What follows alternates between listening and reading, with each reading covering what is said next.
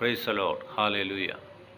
സ്തുതിച്ചു പാടിടും മഹിമ അങ്ങയ്ക്ക്, എൻ കരങ്ങളെ ഉയർത്തി ഇനി അങ്ങേ ആരാധിക്കും. യേശു വലിയവൻ, അത്ഭുതങ്ങൾ ചെയ്യുന്നവൻ, അങ്ങെപ്പോലെ ആരുമില്ല, അങ്ങെപ്പോലെ ആരുമില്ല. ദൈവ സാന്നിധ്യം നിങ്ങൾ ആഗ്രഹിച്ചാൽ നിങ്ങളെ തൻ്റെ സാന്നിധ്യം കൊണ്ട് നിറയ്ക്കുന്നവനാണ് നമ്മുടെ ദൈവം.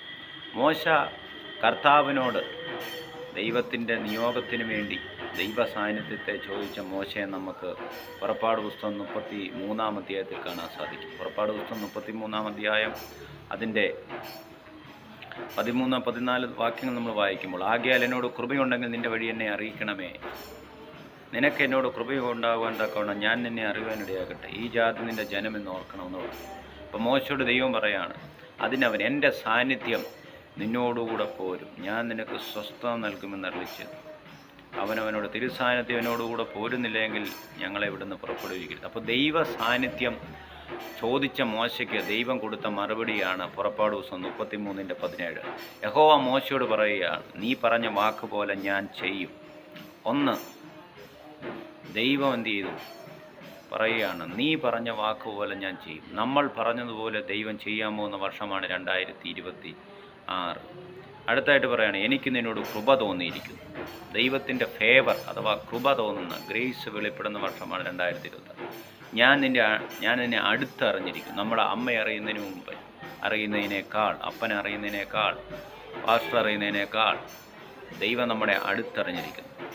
ദൈവത്തിൻ്റെ സാന്നിധ്യം ചോദിച്ച മോശയ്ക്ക് ദൈവം കൊടുത്ത മറുപടി 3 നീ പറഞ്ഞതുപോലെ ഞാൻ ചെയ്യും. I will also do this thing which I have speech. 2, ഞാൻ നിന്നോട് കൃപ ചെയ്യും. You have found favour in my sight. 3, ഞാൻ നിന്നെ അടുത്തറിഞ്ഞിരിക്കുന്നു. I have known you by name.